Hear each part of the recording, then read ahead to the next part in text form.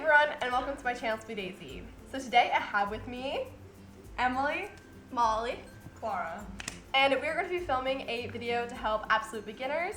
So what I did is I had them watch my video on how to crochet for absolute beginners, and then I had them try to crochet.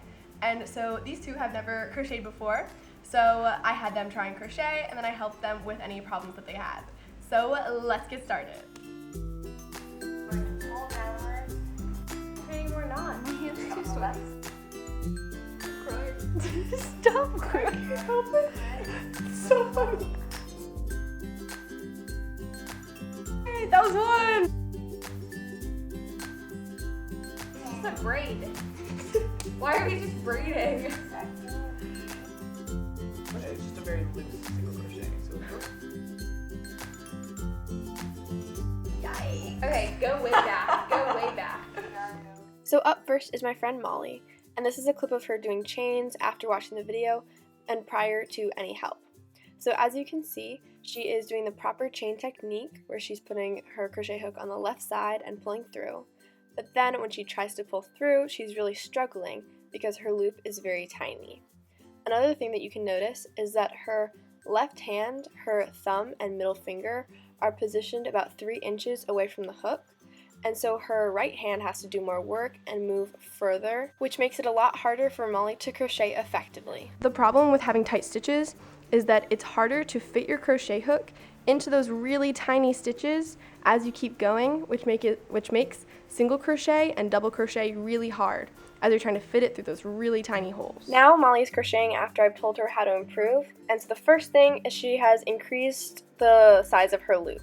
She pulls her hook slightly to the right to make it larger, and she's easily able to pull it through. Sometimes if that happens, then you just readjust it by pulling the working yarn and get it back to the right size. Second is her left hand is closer to the hook, which allows her to have more leverage and easily be able to pull through. Another thing is that Molly is using a 4.25mm hook, whereas the package suggests to use a 5mm hook.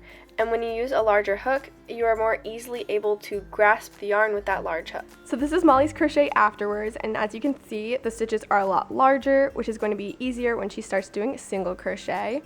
Up next is Emily, who is left-handed, so doing this was fairly uncomfortable, but she's doing really well for being with her non-dominant hand. So looking at her crochet, her loops are very large, so then she has to pull down really far, which makes her stitches really tight.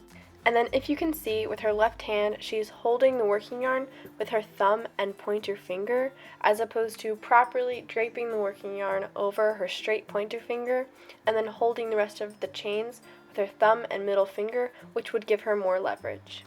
Now Emily is crocheting while I am helping her, and so the first thing that she's improved on is that her loop is a lot smaller than it was before, which gives her more control and her stitches are a better size. The second thing is that she is not pulling down too far as she's finishing the chain. She is just completing the chain and moving on to the next one. Now, here are 5 key points to remember. Number 1, proper chaining technique. So there are 4 main steps to chaining properly. So number 1, turn your hook to face away from you.